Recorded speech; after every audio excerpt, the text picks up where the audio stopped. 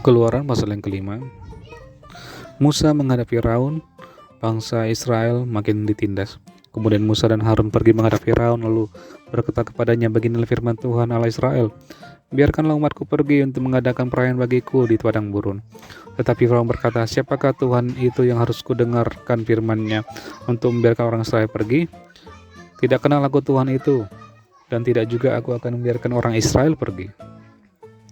Lalu kata mereka, Allah orang Ibrani telah menemui kami, izinkanlah kiranya kami pergi ke padang gurun 3 hari perjalanan jauhnya untuk mempersembahkan korban kepada Tuhan Allah kami, supaya jangan nanti mendatangkan kepada kami penyakit sampar atau pedang.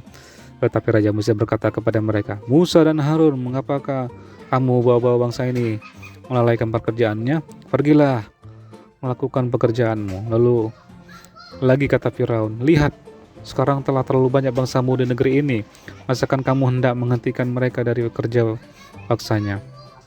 Pada hari itu juga Firaun memerintahkan kepada pengerah-pengerah bangsa itu dan kepada mandur-mandur mereka sendiri, tidak boleh lagi kamu memberikan jerami kepada bangsa itu untuk membuat batu bata seperti sampai sekarang.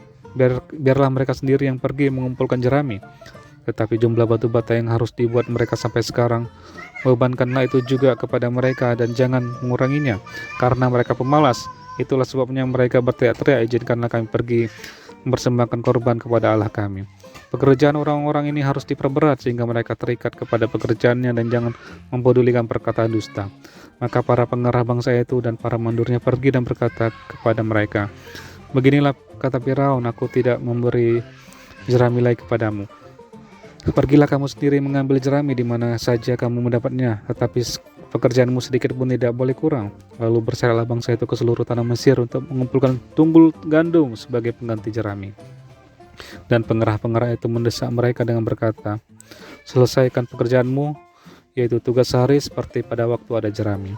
Lalu pengerah-pengerah Firaun memukul mandur-mandur Israel yang mereka angkat sambil bertanya, mengapakah kamu pada hari ini tidak menyelesaikan jumlah batu bata yang harus kamu buat seperti kemarin?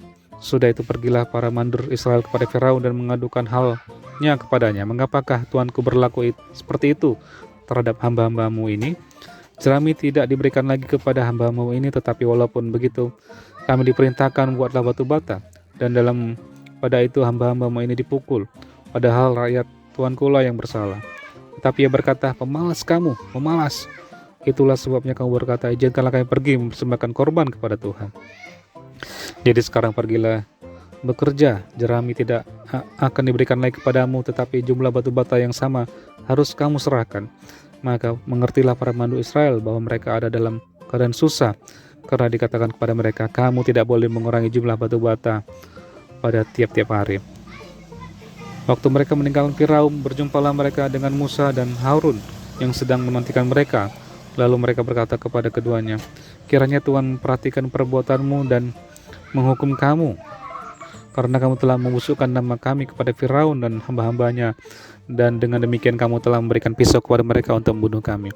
Lalu Musa kembali menghadap Tuhan, katanya, Tuhan, mengapakah kau perlakukan umat ini begitu bengis? Mengapa pula aku yang kau utus? Sebab sejak aku pergi menghadap Firaun untuk berbicara atas namamu, dengan jahat diperlakukannya umat ini, dan engkau tidak melepaskan umatmu sama sekali.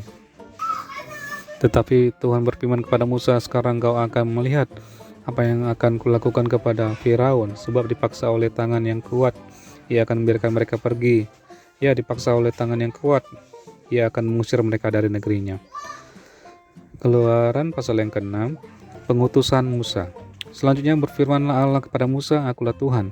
Aku telah menampakkan diri kepada Abraham, Ishak dan Yakub sebagai Allah yang Maha Kuasa, tetapi dengan namaku Tuhan aku belum menyatakan diri.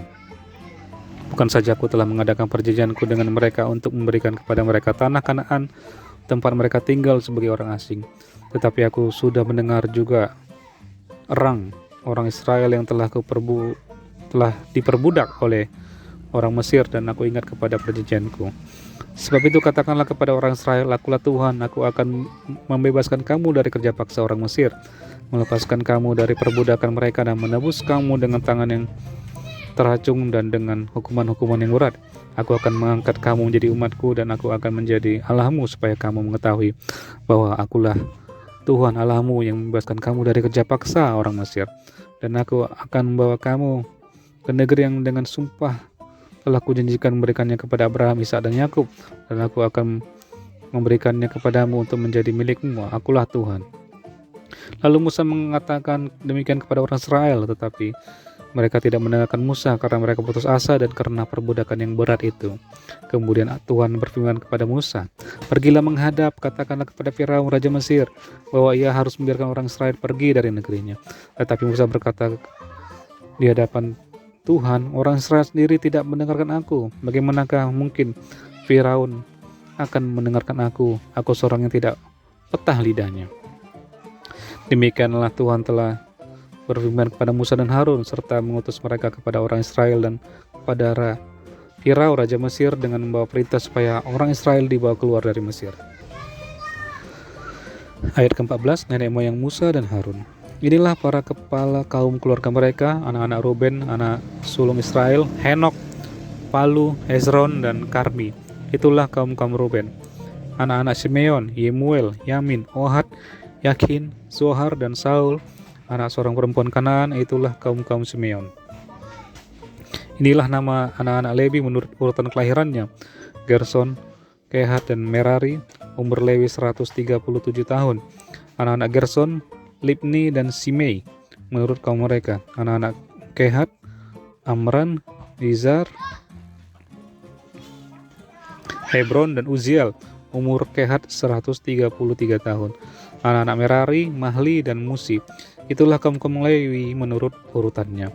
Dan Amran mengambil Yokhebed, saudara ayahnya, menjadi istrinya, dan perempuan ini melahirkan Harun dan Musa baginya. Umur Amran 137 tahun. Anak-anak Izar, Korah, Nefek, dan Zikri. Anak-anak Uziel, Misael, Elsafan, dan Sitri.